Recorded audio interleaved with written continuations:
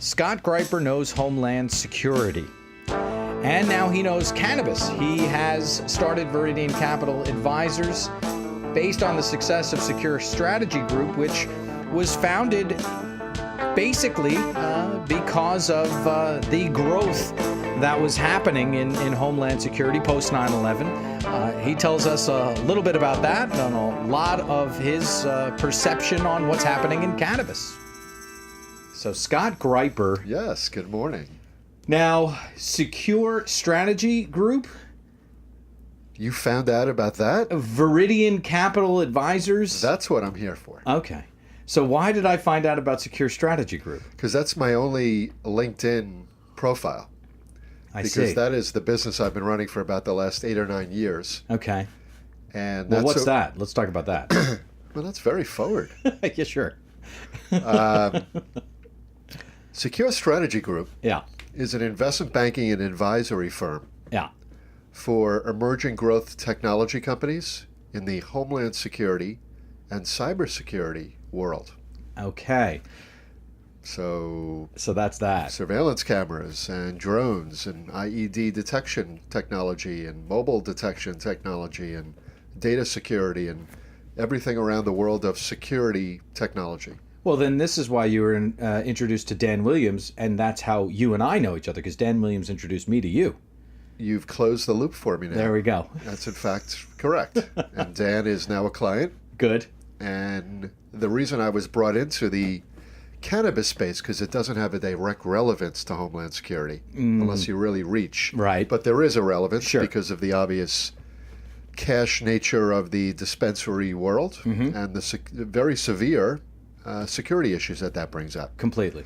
So it was in fact another security company that had gone public that was securing dispensaries that called us and said, "Hey, I need your help. Right. I need you to build my stock and write research and build my board." And I said, "What are you doing?" And he says, "Well, we are a security company. That's why we called you. I knew the guy that financed it." Right. And he said, "We're doing armed guards and armored vans." And I said, "That's boring. I'm looking for kind of cool state-of-the-art stuff that's happening all over the world to fight this pretty severe security issue we're facing." And he said, "Yeah, I get it, but we're securing 8 of the top 10 medical marijuana dispensaries in Colorado." And I said, "Well, that's an angle I've not heard in my career." Right.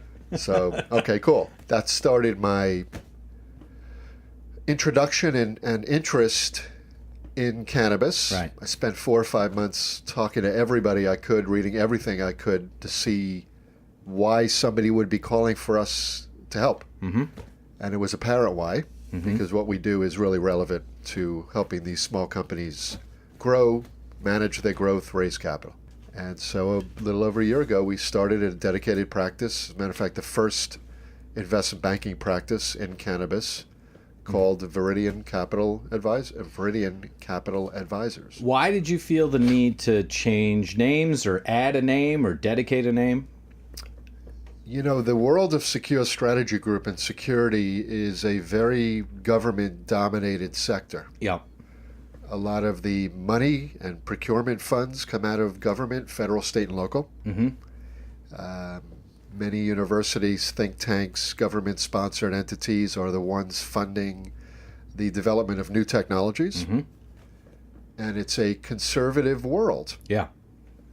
And so the world of cannabis, I thought, had to be kept distinct from my world of security. But if I look online, Scott, I mean, you've spoken at some events, and you know, Has the wall come down? Is that what I you're feel saying? like the digital wall is not up. Let's put it that way. So in fact, on June 18th, Yeah. I am taking this hammer Yes. and knocking that wall down because we're holding our first New York Cannabis Investment Symposium in conjunction with the Cannabis World Congress event at the Jacob Javits Center. Great. And I'm inviting my world of Yeah. Homeland Security and police and law enforcement and the FBI and all my universe Yeah. to this event. And I've started to socialize that over the last few months. And the reaction, except for one person that I won't name on this social Yeah, sure. media. It was Rudy. We know. It wasn't Rudy. Rudy probably would be for it, believe it or not. All right. But the world has generally reacted with the way that everybody seems to react when they hear that Viridian exists and this is what I'm doing, which is, what? And then I say, yeah, I'm doing this because of that. And then they said, holy shit, that's cool. Yeah. And yeah, I've heard about that. And I saw the CNN special. Yeah. And how do I get in? So I've taken the leap. There we go. All right. So thanks for doing it. Yeah, well, thank you for having me. You said holy shit, Scott. So that Sorry, does that have to be redacted somehow? No, not at all. It just does point out the fact that you're probably a New Yorker. There's nothing probable about that. It is definite. It is definite. All right. And where did you grow up? Brooklyn. Okay. So you're a real New Yorker. I'm a real New Yorker. You're not one of the hipster Williamsburg, or you might be Williamsburg. I wasn't. Okay. No, I'm a lover of the city from every facet. Where'd you grow up in Brooklyn? Midwood. So Midwood, that's your childhood. Did you go to high school there too? I went to high school in the city, thank God. Uh-huh. My mother is Stuyvesant. Okay. So you had two choices, Bronx Science or Stuyvesant? No, in fact, I tested to get in because you have to, and I got into Stuyvesant. So when you say choice, the choice is what score you got. I'm not saying that egotistically, but there's a fight between Stuyvesant and Bronx Science. But so what I'm trying to point that out. Yes, that's there is in fact. That's what I'm going Why, for. did you go to Bronx Science? Absolutely not. Okay. But take us through, because I think Bronx Science has come up before, or Stuyvesant has come up before. What's the key difference from someone that's matriculated at Stuyvesant? I'm sorry, what does matriculated mean? Yeah, exactly. That'd be one difference. Enough said. Yeah, there you go. I honestly couldn't tell you. I've never been to the school. Right. A good neighbor of mine in my building is Bronx Science. He's very bright and very creative. So I have no idea. I didn't even know those schools existed until my mother came up to me and said, oh, by the way, in 30 days, you're taking a test. Right. And I thought, that's all I need is another test. And I got in by the skin of my chinny chin chin. Uh-huh. And it was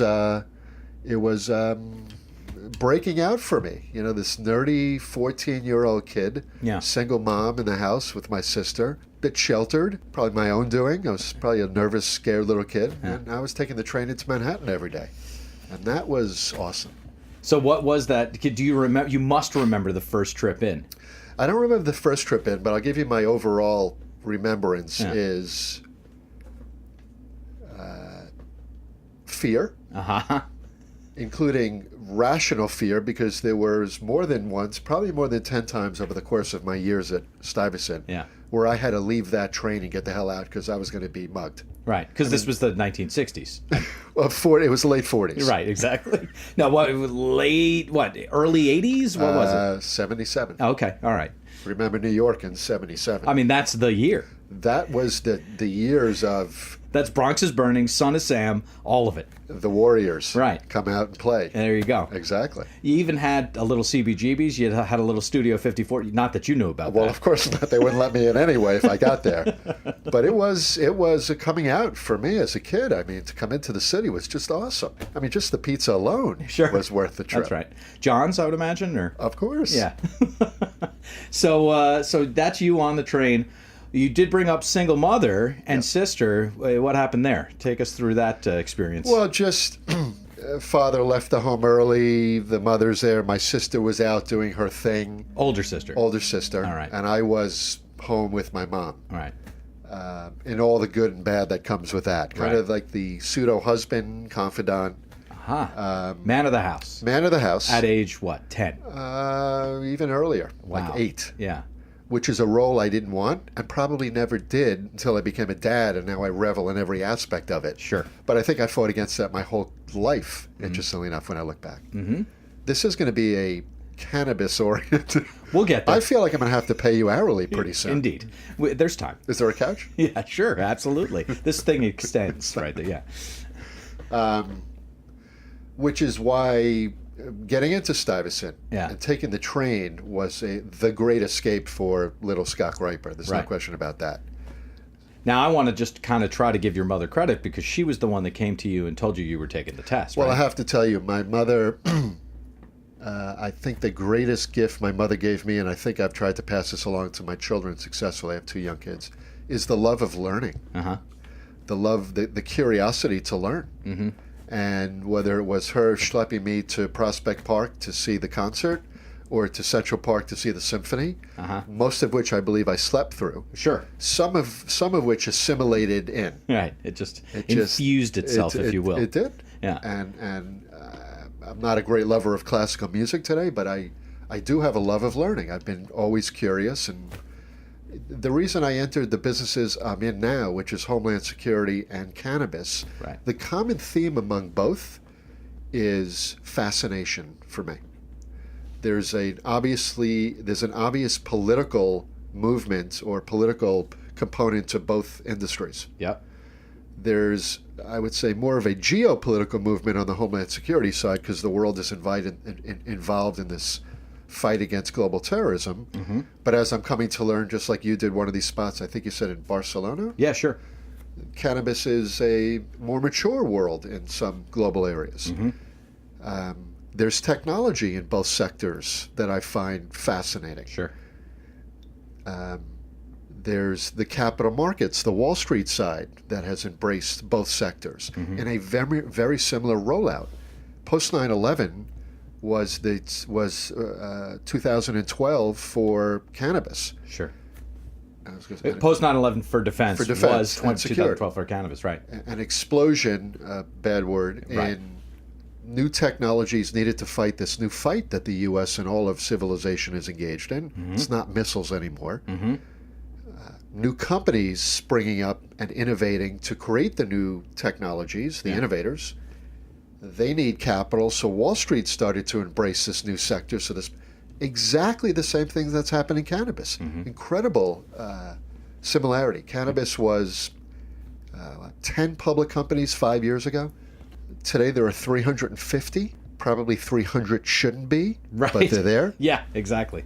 And so there's a kind of similarity that just is fascinating to me and keeps me interested in doing what I'm doing in both sectors. Excellent. And so let's get from Stuyvesant to defense, which brings you to cannabis. You want to jump from my high school directly to adult? You don't want to know my teenage angst years? Oh, we got to know about it. Well, first off, very important question here in New York is, in Brooklyn, you had a choice, Yankees, Mets, late 70s, mid 70s, probably Yankees, I'm guessing, right? Is there a choice? Well, sure. Us well, on... no, there's a right choice and a wrong choice, well, but I guess it is a choice nonetheless. Indeed, Are you a Mets fan? Well, my dad was a Brooklyn Dodgers fan. Okay, my mom was a Brooklyn Dodgers fan. But that's a different thing than your dad being a Brooklyn Dodgers fan, I would imagine. My dad was out of the house so early, Indeed. I had the only influences I took from my father were not good ones. The lessons I learned from my father that I'm subconsciously implementing as a father now is what not to do. And it's been a great lesson, by the way. It's worked out fabulously. Just don't do what he did. Just exactly. Don't do what he did. So I became a Yankee fan and obviously then a New York football Giants fan. Sure. And my best friend growing up was the Mets Jets. And I've had a lot more enjoyable time as a sports fan than he. Yeah, he missed the Jets. He got, because 69 with the Jets, missed that. Exactly. And then... they haven't won since? Since then, I don't think so. We can go back and check. We can check. But the Mets had, 86? just 86. Yeah, exactly. Everybody kind of knows it, but that's been about it. It's been about it. Well, that's why I feel like Mets fans, they're the ones doing the work. I suppose you're right. We're just having all the glory on the Yankee side and winning. I think I've seen, 7 championships with the Yankees, At 5 least. in this latest kind of incarnation. Yeah. 77, 78. Right. And 81. 81? Yeah. The Dodgers won. No, not 81, right. They were in the series. They were in the series. Yeah, exactly. And then the Giants, 86, 90. Yep. 2007, 2011. So 4 not bad. I can't ask for more. Well, how about your kids? What are, does that pass down? Now that they have a father in the house, they're Yankees fans. Got it. The Giants, I don't think they've quite gotten around to what it is. Yeah. But I take the whole family to maybe 4 or 5 Yankees games a year. Yeah. And it was sad because, so that's all glorious. But last year was Jeter's last year. And so I have pictures of all my kids with the selfie with Jeter way behind them at the plate. Right. Because in 20 years, I think that's going to be so cool for them. Sure. At least it was for me. How old are they? 10. My daughter Sophia is 10. Yeah. My son Zachary is 5. Oh, wow. Okay. So I'm living the glory years of young kids, and it's glorious. Absolutely. Do you have children? I do not, but I was just with my niece and nephew, 4.5, as my niece will tell you, and 2. Okay. So I learned how to say umbrella from a 2-year-old's perspective, which is ba ba ba. Which you Sorry? can't, yeah, ba ba ba. You can't make that up. I learned to love children through my niece and nephew, my sister's kids. There you go. And I found myself as I'm 51. I have a 5 and a 10-year-old, so I'm a late starter in children world. Eh. But I found myself at 30 and at 35 having to go out to my sister's place in Great Neck. I needed to be with these kids. Yeah. That's how much I needed that. Yeah. It was really wild. So it's you found your wife or husband. It's the 21st century. I did the wife. Okay, fair enough. Maybe the husband in another 10 years when the kids go to college. Sure, Who knows? we'll see. When you break out, Exactly. let loose, Whatever happens. whatever happens. But okay, so now we're in Stuyvesant High School. What were you kind of drawn to? Were you science, math? Were you English? Were you geography? Were you what? So the interesting part as I answer this question is that I was a nerd. Uh-huh. Never even touched a joint in high school. Never once. Mm-hmm. I recall sitting in the car with my sister and my older cousin with my head out of the window because they were smoking in the car. Right. I didn't want any gram of that to enter my nostril. So I was science math. That's what Stuyvesant is. Got It's it. a science math school. Yeah. And I was not with the cool kids because they were smoking the joint on 15th and 1st Avenue. All right, there you and go. I was not. And then where did you go to college? University of Chicago. Okay. So continuing along the nerd theme. Yeah, this is where, I mean, because University of Chicago, that's just for smart people, you know? Like, you can fake your way into Stuyvesant.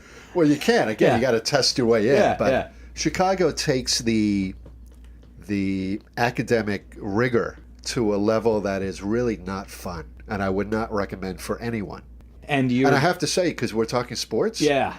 I was in Chicago from 81 to 85. Okay, Bears a little bit, right? Bears and Bulls, baby. Yeah. Michael Jordan. That's the beginning there, yeah. He was right there. Yeah. So when the Knicks were coming into Chicago Stadium, I got to go see a couple of games with Jordan kicking our ass every time. Yes. And then running in the afternoons to Wrigley Field to catch an afternoon game. There you go. That's a lot of fun. With Leon Durham at first base. Very good. Yeah, Ryan Sandberg at second base, Ron Say at third base.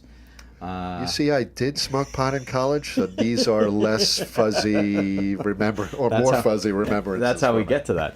What was your major? You are a beautiful segue-ist. Yeah, thank you. That's at all a word. I went pre-med. Yeah. Oh, you because did? I wanted to be a veterinarian. Oh, wow. Yeah. Okay. And I realized not only did I not have the capability to compete with the kids there that were pre-med in terms of work ethic, frankly, and discipline, because I was away from home for the first time, and I was enjoying that Right. more than anything. I needed to come kind of find myself. So then I changed in my second year to econ. Econ at Chicago is no easier than pre-med. In fact, it's where econ was developed. Right. So that was hard. Right. I had a lot of catching up to do. So Right. I graduated in economics degree. You did do it. You finished. You got I finished. Took me 5 years. Right. Took me an extra year, there. Okay. which my single mother supporting a tuition at that time was not happy about. Indeed. Yeah. What did she do, or what does she do, whatever? She used to work in magazines, 17 magazine and Omni magazine in advertising. So she was also taking the train into the city every night. Yeah.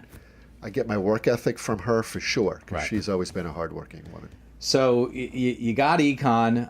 It takes you 5 years. How do you get into Columbia University taking 5 years? So after I left Chicago and started working for, at the time, the most dynamic investment banking firm called Drexel Burnham Lambert, Sure. the infamous Michael Milken. Uh-huh. Excuse me. And, Did you meet him? well, I did meet him. And in fact, my first day on the job was involved with Mr. Milken, because my first day on Wall Street, August 6, 1986, and I remember that date for the reason I'm about to tell you. Okay. I got into a training program. So I sat in 10 different parts of the firm for a year and a half and just learned. My first day on the job was at the high yield trading desk in New York. with the woman that ran the high yield trading desk, whose name I won't say here, but she was Michael Milken's counterpart from Beverly Hills. When you're a woman and you're Michael Milken's counterpart, you're testing for high levels of testosterone. Mm-hmm. And the testosterone and estrogen make a very fiery mix, scary mix. I sat down, she goes, all you need to do is answer the phone. I think I can do that. Sure. Phone rings, first day on the job, I pick it up. It's Michael, can I speak to Joan? Oh, boy. So there's a bank of buttons. I picked the wrong button. I picked the hang up button. So you hang up on Michael Milken. Hung up on Michael Milken. I put the phone down and I went and hid in the bathroom for about 20 minutes because I didn't know what was going to happen. Yeah, you literally ran away. I ran away. I literally ran away. I came out, expected, to the police to be there and say they could give a crap. Yeah, sure. But that was my first day on the job. I hung up on Michael. Yeah. Wow. So it was a very good beginning for me. So then... Columbia. Yeah. I left Drexel about 3.5 years later to start my first company called the Spinoff Group. Uh-huh. And I hope you're asking the question, so I'm answering. I hope this is interesting to somebody, sure. because I want to talk cannabis with you, but Yeah. I respect that you build a social profile of people. We got to get people to like you first, Scott. But that's a very hard job and probably takes more than an hour. I know. And a lot of pot. That's right. And maybe some scotch. Well, most of the audiences has that, Well, there you go. and then the other part of the audience has that. Like, so perfect. Then they like me. Yeah, exactly. So I started my first company. I've always done everything around research, writing research on companies. Yeah. That's, in fact, what has brought Viridian Capital Advisors, I believe, to the platform we have in this industry is the quality of our coverage, of our analysis of the sector, which nobody yet is doing like we're doing. So while I left Drexel, started my own firm called the Spinoff Group, and I applied to business school. I thought, well, I got to go back to business school. Right. So I applied to Columbia and NYU. I got into both, not because of great grades at Chicago, because I didn't have great grades at Chicago. Not because of my performance at Drexel, because I wasn't doing anything. I was a trainee. Mm-hmm. But because I started my own company. And there was an entrepreneurialism there in 1989 that was not what it is today among young kids. Mm-hmm. And that just made me stick out.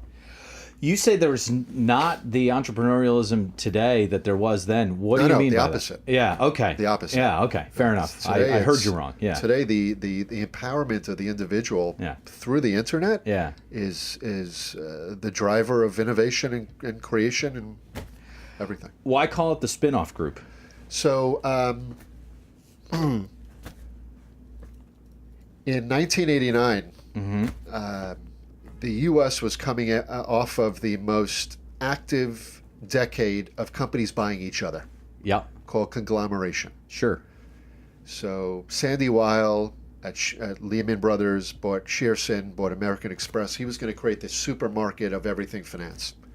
Quaker Oats, a cereal company, buys Fisher-Price toys, not because kids buy both, but because the seasonality of toys, which is December, is offset by the lack of seasonality of cereal, which is so. It was let's get big. Yeah. And the U.S. went through the greatest period of buying everything in its history. It didn't work. Most companies, and this is true in the cannabis space today, you have companies trying to be everything. Yeah. They want to own the dispensary, they want to own the grow, they want to own the seed to sale, they want to own the laboratory, they want to own a finance company, they want to own a security company. In many senses, to hedge their bet, create a portfolio approach because you don't know which will work.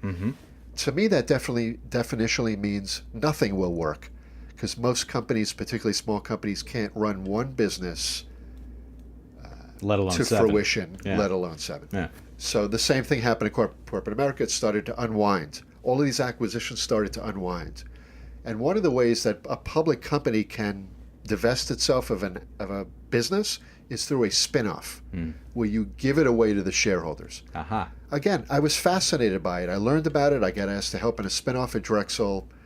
I go back to my mother. I get pulled into things that are interesting to me. I think that's probably true of everybody. Sure. So that was a spin-off group. I was the first guy writing on these transactions, and I built up what was for me at the time, a 26-year-old kid, a successful business, and my first business. and having to do my own stapling and paper cutting in my studio 300 square foot apartment on the Upper East Side. But it led to Viridian, because I always want to be the first writing on a sector, writing on a company, as I've done with Viridian as the first investment bank to take the leap into cannabis. Yeah. That's where I get my jollies, and that's where I've made my money, in being the first out there in a sector. As a finance guy, so we spoke to Bruce Barcott, the guy that had the cover of Time and did the book Weed the People, which is out now. Yep. He talked about 2014 being year zero. And so you say being first in, and you are first in a sense, in terms of analysis and all the things you're doing with Viridian. It's surprising to me, being a New York guy, so finance is right here, to see the hesitation with your colleagues in finance. And of course, it's not federally regulated, and of course, we want to mitigate risk, and I get it, but I also don't get it in the sense of I got to be first in. To me, it's one of the points of fascination that the institutional community of investment banks, private equity firms, insurance companies, hedge funds are still at the periphery. Not like it was a year and a half ago, by the way. It's changing on the margin. Indeed. But I've chalked it up, and I've learned that it's not a legal issue. It's a reputational risk issue. Mm-hmm. And in fact, let me define that.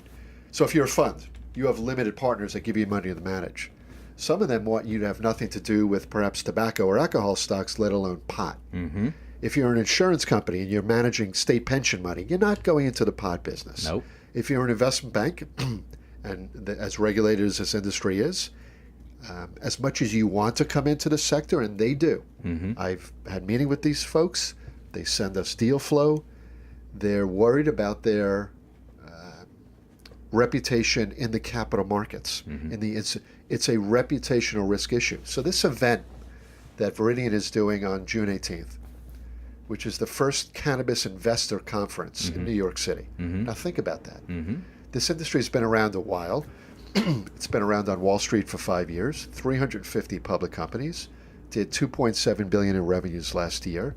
The market cap of the companies we follow about a quarter of all the public companies, ones that we think have some reason for existence and some positioning in the market. The market cap of those companies is about $3.5 billion. And there's not been an investor conference in the financial capital of the world. I love that. Yeah. I find that so fascinating. So initially, when I was putting this together, it was going to be about how to be an investor in the space, how to be a CEO, how to be a banker without risking your reputation. Right. I was going to call it how to come out in the cannabis space. Right. One of my buddies gave me that theme. I'm not calling it that. Right. But what it is being called is, I forget the name of our show already, how to make money in cannabis while managing risk. Okay, sure. One of the things that set us apart in this industry when we started to speak at all the events and write our research and choose our companies is we talk about risk and challenge first. Mm-hmm. The opportunity in this industry is clear as day. Mm-hmm. Whether you believe or not, whether you smoke or not, whether you're scared of Schedule 1 or not, you can't help but seeing CNN's 3 specials and the Times 2 years of coverage and the mainstream. The mainstream's focused on it. It's incredible. Yeah. To me, that in and of itself is starting to chip away at the fear, the reputational concerns that people have for coming in. Because if Dr. Sanjay Gupta can do his 180, and CNN was running now its 3rd series on it, it means it's okay. Mm-hmm. I mean, it's amazing what the impact of mainstream media has to an industry that's still considered very much on the margin by a lot of people. Mm-hmm. I forget where I was going with all of this, but... Well, no, I think you wanted to cover why you are taking this risk and why it's not so risky after all. So to me, the risk is in ignorance. Yeah. The risk is choosing the wrong people to back as CEO and boards of your companies. The risk is in not understanding the business model of the company you're investing in. Because the pricing of marijuana, as you know, is down 50%. The market has done a great job of regulating itself. Well, is that company that you're investing in going to be able to make a profit and survive if their pricing of their product is cut in half?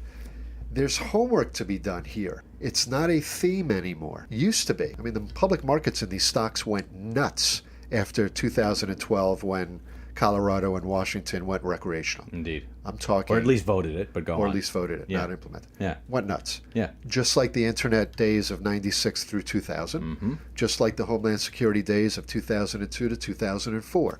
General exuberance without kind of focusing on underlying fundamentals. Not to get too boring here. Yeah. Well, no, and we talked to, I do want to get too boring at this point. I'm just the man for you. There you go. We talked to Doug Layton from Duchess Capital, and we talked about his perception of who to back. And he said that's one of the most important things that I can decide on is the person that I'm backing. We talked about business models from his perspective. So let's get into those things. When you're looking for people, I mean, I love Dan Williams. He's a great guy. And he is running a good business. What made you realize that was somebody to get behind, and what is the criteria for anybody that you're looking at?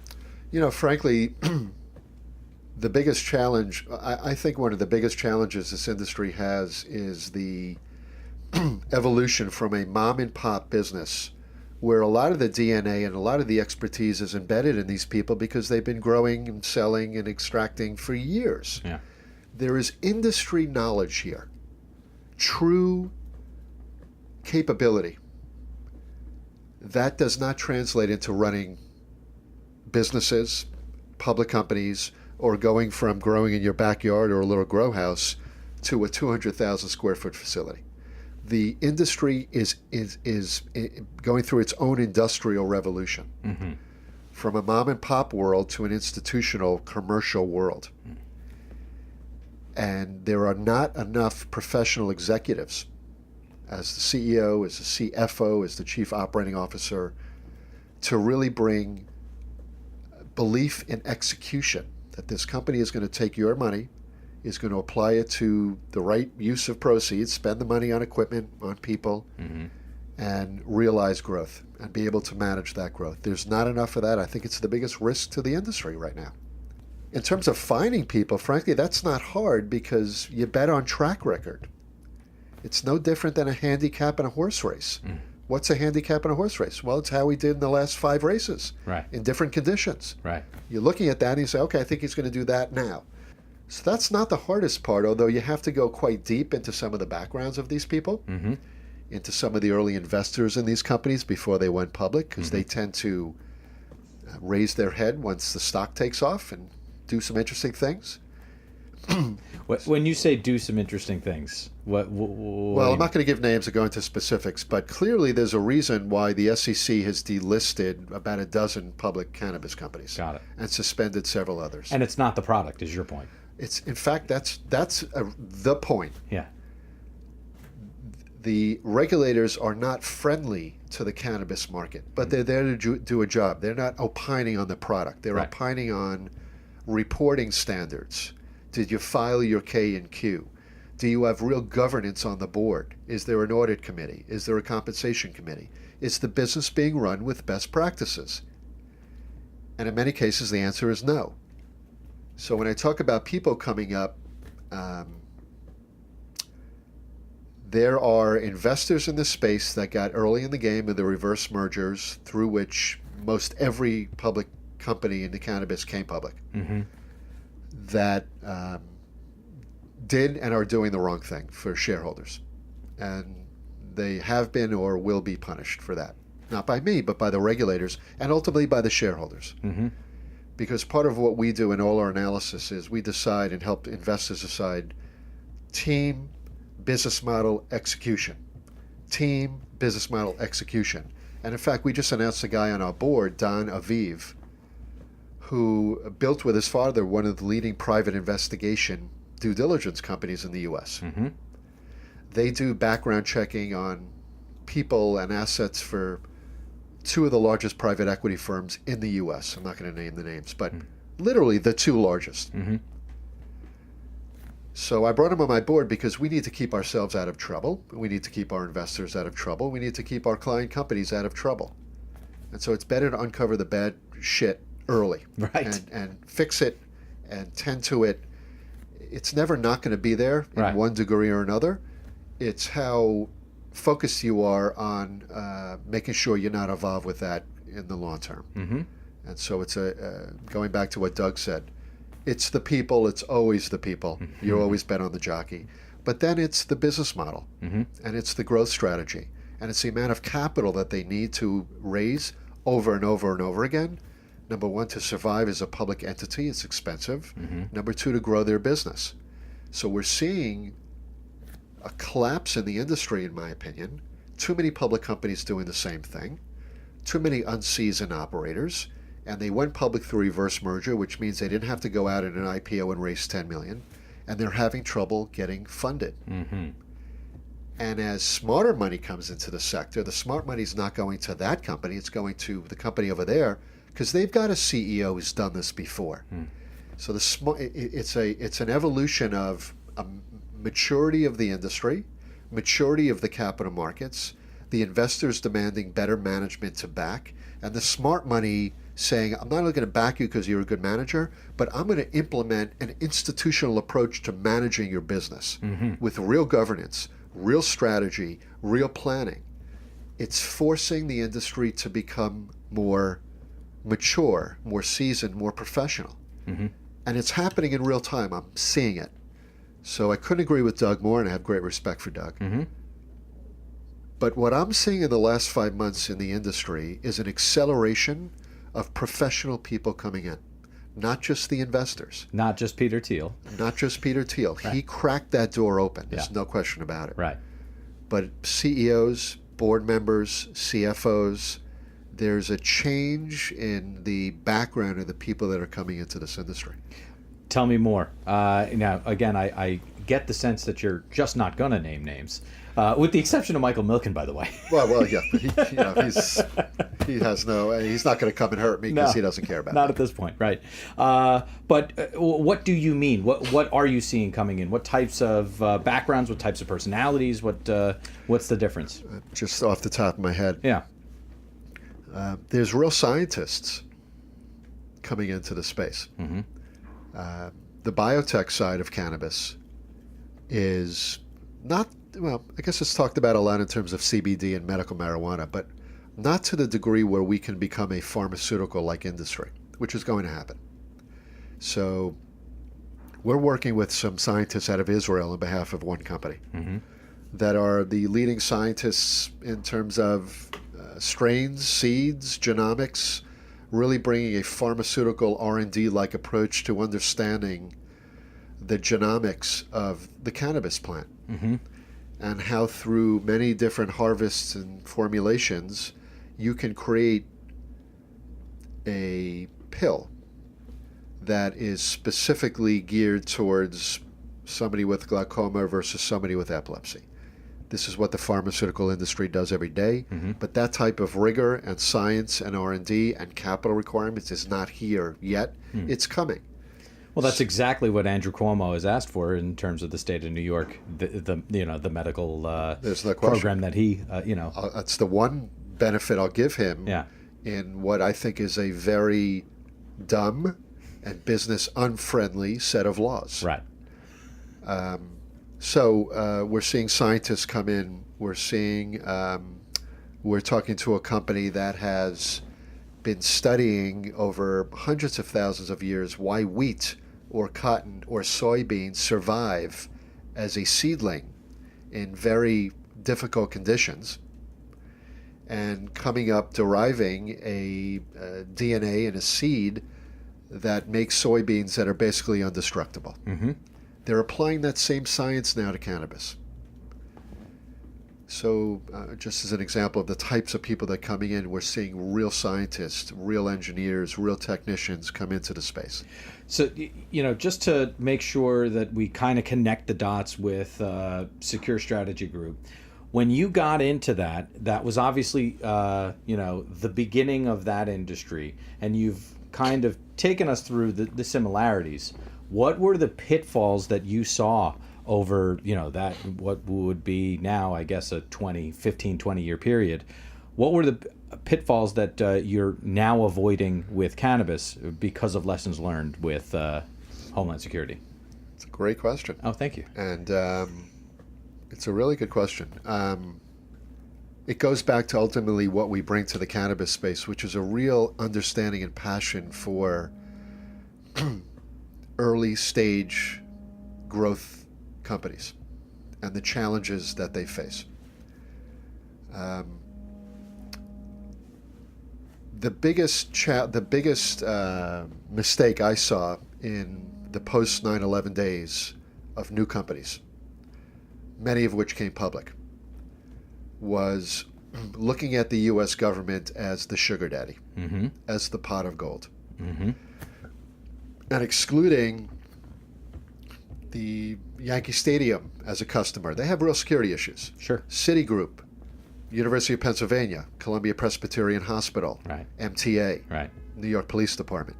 All of these private or pseudo-private entities that had real security issues, real security budgets, but the small companies weren't going there because they looked at this new thing called the Department of Homeland Security, which in the year 2000 didn't exist, and by 2002 had a $20 billion initial budget. Right. Today it's $45 billion. And that's the pot of gold. I got the technology that you need. Well, there's great risk in having a go-to-market strategy that's reliant on the U.S. government. I'm a fan of the U.S. government. I know that sounds weird, but I think this is the greatest country in the world, and it doesn't always operate great, but the government has to be doing something right to keep us out of anarchy. And Let me just simplify what you're saying. Yeah. Don't go into business with one customer. Don't go into business with one customer that even if you get a contract with, which for a small company is nearly impossible, Yeah. the likelihood that that contract will be funded on time, deployed on time, or exist at all is unlikely or at risk. The public markets know this. So even if, as a small company, you announce this for you gargantuan $10 million contract, they are going to give you half credit for it. Right. Because they know the risks that are attendant with that contract ever actually being executed. Let alone the next one. Let alone the next one. So I, in my Brooklyn hustling ways, as I'm working with these companies as a banker and an analyst, went and met the chief security officer of Yankee Stadium and went and called and met with the chief security officer of MTA and on and on and on. Because I needed to know, do you buy this stuff? And they do. And I started making introductions to my clients, and they started making some sales here and there. Right. Well, that got to a point where I said, shit, I don't just have to freaking work for people my whole life and be on a salary and be a banker now. Let me go off on my own, which I did in 2008. And I started Secure Strategy Group out of my home. Right. With the blessing of my wife, because she was pregnant with my son at the time. And with the vision of, I know my industry really well. I study it, I live it, and I know how to raise money, I know how to write research, I know how to move your stock. I also know how to now, on the business development side, get you a customer. Right. I also know how to build your board. I also know how to build different channels. And so there was this advisory practice, business development, corporate development, that I developed on my own, that I stuck together with this banking practice, and that's how I compete. Because I'm not the only guy in Homeland Security doing it, but what I do is quite uniquely valuable to small growth companies. Because I got this, and that. Well, because I have a range of offerings, and I affect at the core the two most important things to any company, let alone a small growing companies: revenues and capital. Yeah. You said that you went off on your own, but when we left your timeline, you had started the spinoff group, then went to Columbia. Oh, yeah. So there's a large gap in time there. So what happened after Columbia? You went to work for So I actually was running the spin-off group when I attended Columbia. Okay, you did both at the same Both time. at the same time, I because I got into the executive program, which is meant for people that work to go to school full-time. Great. It wasn't meant for a 26-year-old. Got it. It was meant for the 46-year-old who's in senior level management, who's being groomed for upper level management, that never got his MBA. And who can delegate. Who can delegate, Yeah. whose company is paying for school. Right. I was not in that You're not doing position. any of that. I was not doing any of that. Yeah. So not only was I bored out of my mind, Yeah. quite frankly, because I was running my first company. It was really exciting. Yeah. Not only was I stressed for money, because I think it was costing me $30,000. I didn't have $30,000. Right.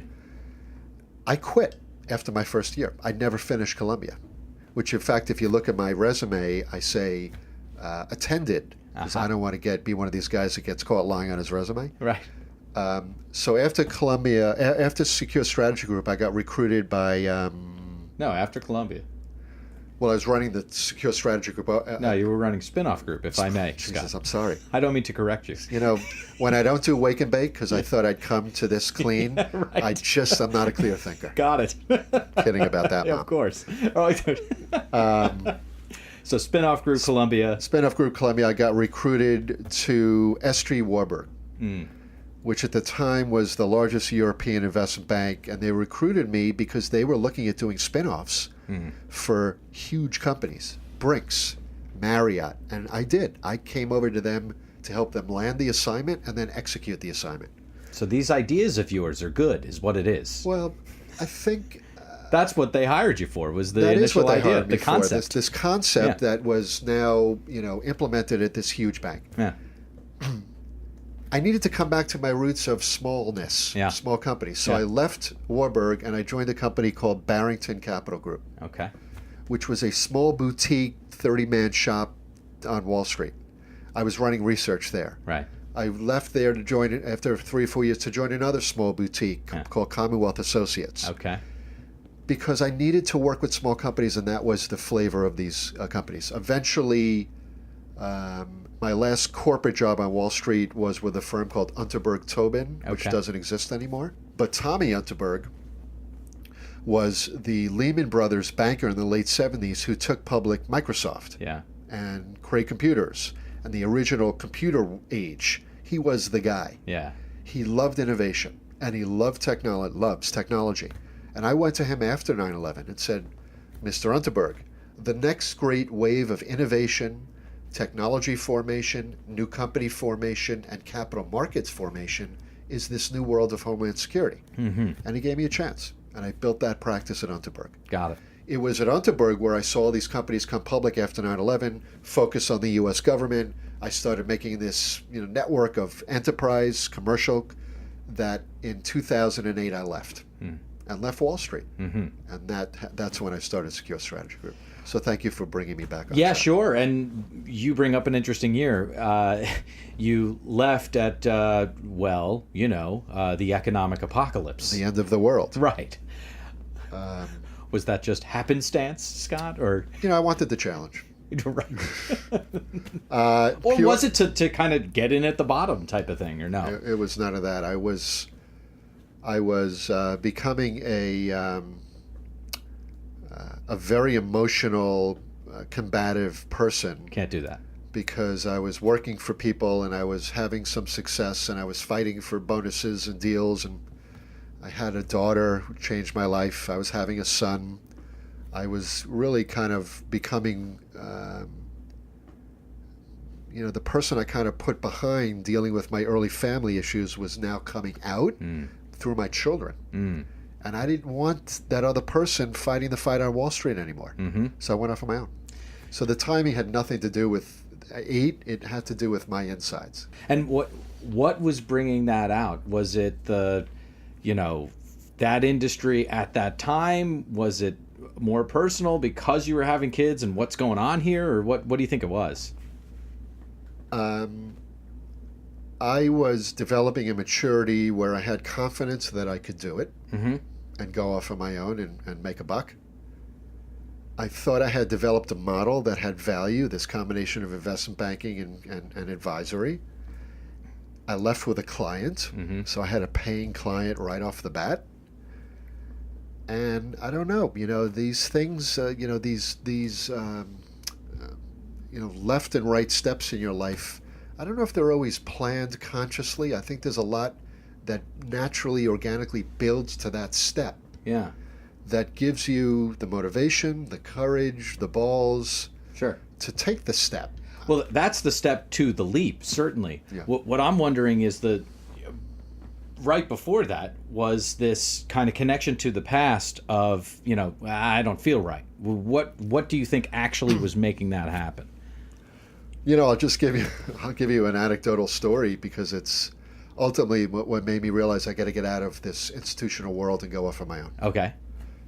I'm sitting in my desk at Unterberg Tobin, and I had joined a special group within the firm that broke up. So one day as I'm sitting at my desk, there are janitors or construction people coming in and removing all of the cubicles around my desk with drills. I'm on the phone with my wife, and I said, babe, I'm sitting here watching the entire department around me be removed. Yeah.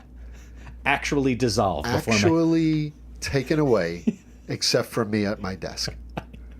And I think that was it. Yeah. That'll do it. That'll do it. It was hilarious. I was laughing about it. Yeah. Humor is my go-to emotion when I'm dealing with stuff. Mm-hmm. And I said, babe, this is just freaking hysterical. I'm being deconstructed in real time. Yeah. And it wasn't, I don't know, 5 months after that I left. Okay. So there was a push and then obviously the pull apart. Well, sometimes, there's always fear in all of this, Yeah. right? There's insecurity. Yeah. I have it. And something had to trigger it, Yeah. other than I'm ready, I have a model. Yeah. It was that. It was, fuck that, man. I'm out. I don't need to deal with this. Yeah. And so I think that was somewhat of a trigger. Excellent. All right, so then you do take the leap, as we say, and Yes. you used that same phrasing when you said, I'm going to take the leap into cannabis, and Yes. now you're kind of pulling others along with you. So we've got Dan Williams, Canna Security America, right? What other names do you want to talk about, if any? Well, I'll talk about my clients. Yeah. If you read our research, we've taken the overall cannabis sector and broken it up into 10 or 11 different subsectors. Mm-hmm. Because the sector is not all the same. The business models, the products, the need for capital, the people are not homogeneous. In fact, it's very varied. Indeed. So doing what I always do, I always launch these businesses with a research report on the industry Mm-hmm. to plant my flag in the ground as an industry expert, because I can't be a generalist. I need to know as much about the industry as the CEO for me to feel confident that I can provide value. Yeah. So we segmented it into security, into retail and cultivation, into agricultural technology, the extraction, the growing, into biotech, Mm-hmm. into the software side, the seed to sale software side, into the ancillary products, the chocolates, the drinks, into 10 or 11 different categories. So we could really understand the drivers of success or not on the ground level. And then we go out to try to find the 1 or 2 best companies in each sector that we can engage with and back and build and finance. And that's what we've been doing. Yeah. And it's not easy. But we have a company in biotech called Canna Pharma RX. Mm-hmm. The symbol is CPMD, Charlie Paul Mary David. And this is a company that's pursuing a pharmaceutical-like R&D, FDA process to creating specific strains and formulations that are optimized and show efficacy for certain maladies. Mm-hmm. Why did I choose this company? It's the people. Right. Because there are no pharmaceutical products. I couldn't go on that they have the greatest product. They don't have a product.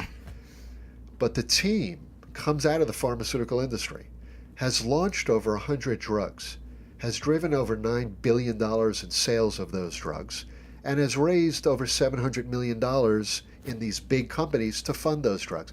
I'm backing that guy. Yeah, that guy sounds good. He's done it before. Right, yeah. Now, you come into a small cap public company, there are specific challenges that team's not faced. We can help. Mm-hmm.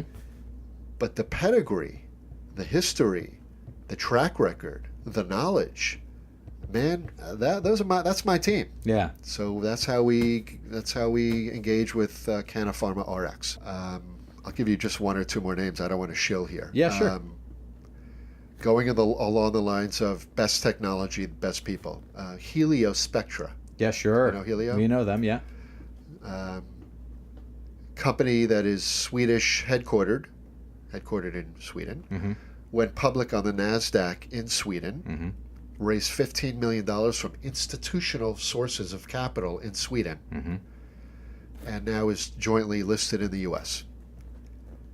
So the background in terms of these people as far as the capital they were able to attract, the people they were able to attract, and that their technology is basically an intelligent lighting sensor. Yeah.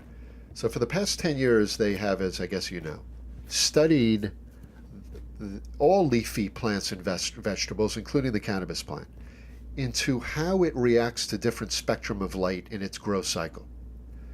Spectrum that reflects the light outdoors from sunrise to sunset. And they've developed a biofeedback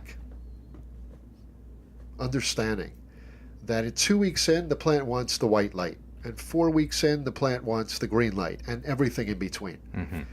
And they don't have to adjust anything. The light actually adjusts itself based on what the plant is telling it. Man, I think that's just so cool. Yeah. So it's a kind of a play on the Internet of Things, Mm-hmm. right? Because it's Sure. a sensor, like all mobile phones, a sensor Yeah. that's intelligent, that has algorithms in it to adjust in real time. And when you look at the picks and shovels requirements in the industry, particularly as we go from a backyard grow house to a 7,000 square foot grow house to a 200,000 square foot industrial commercial grow, the lights are critical.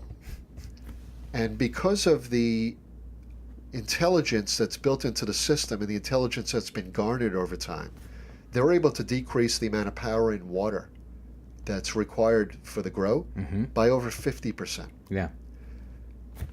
I'm back in that group Yeah. because of the institutional nature of their investors and partners and because of the intelligent nature of their technology. There's a few, right? There's a few. Yeah, and each of them are in different, parts of the industry, as you said. Yes. And as far as a suggestion to you, I'm sure you know the name Apex Supercritical and Andy Joseph. If you don't, I don't. We interviewed him. Listen to that interview. That's a guy that used to work on a nuclear submarine and now is doing extraction. Cool. And so you, as a guy that likes technology and new and different I would things, love it. yeah, you'll Thank like that interview. Cool. I liked this interview, Scott. Oh, me too. I appreciate your time. It certainly sounds like you're busy, and your phone is awfully busy as well. So Yes. that's good. It's Yes. good to know. I feel like some of those calls must have been planted. Right, just to make myself appear more important than I am. Well, that, and then there's also the first date thing. Call me about 15 minutes in to see how I'm doing. No, I didn't have that at all. I was looking forward to this. And by the way, let me say, Yeah. your strategy is really quite unique. I didn't quite get when you were asking me the personal issues Yeah. earlier, Yeah. but it really does tell the story, I think, of what I find most different about my secure strategy group world in Viridian is the passion of the people, the social movement behind this. Yeah, pot's involved and these people are getting high, but there is a commitment, there is a mission that is really exciting to me to be a part of. And I'm a stranger here. Yeah. When we came into this industry, we were strangers. When we were going to ArcView, Yeah. we were strangers. There's a clique here that's been together for some time. We Oh, had yeah. to break in. Yeah. And just to witness it, even from afar, there is a vision and mission here that I think is the core of it all. This is a social revolution. It's why when I talk to people about the difference between Schedule 1 and legalization at the state level, it's a people's rights issue at its core. It's a states' rights issue at its core. The Supreme Court recognized that last year. Yeah. And at the end of the day, the people are speaking. So when I look at risk in the industry, and people say, what if it's all unwound? There's no unwinding. If it's unwinding, we're going back to 1970. Yeah. We're not. Yeah. So I just love the passion and commitment to the social revolution that's here. It's really very exciting to be a part of. That's fantastic. I think that based on the acumen that you've been able to communicate, folks are excited to have you. The final two questions are always the same, and they are: what has most surprised you in cannabis, and what has most surprised you in life? So, wow. Yeah. Some people kind of merge the two answers. We hope you don't, but of course, if that's what happens, that's what happens. But you've been in for really only a few months. Well, it's been a little over a year. A little over a year. Year and a quarter. What has most surprised you in cannabis?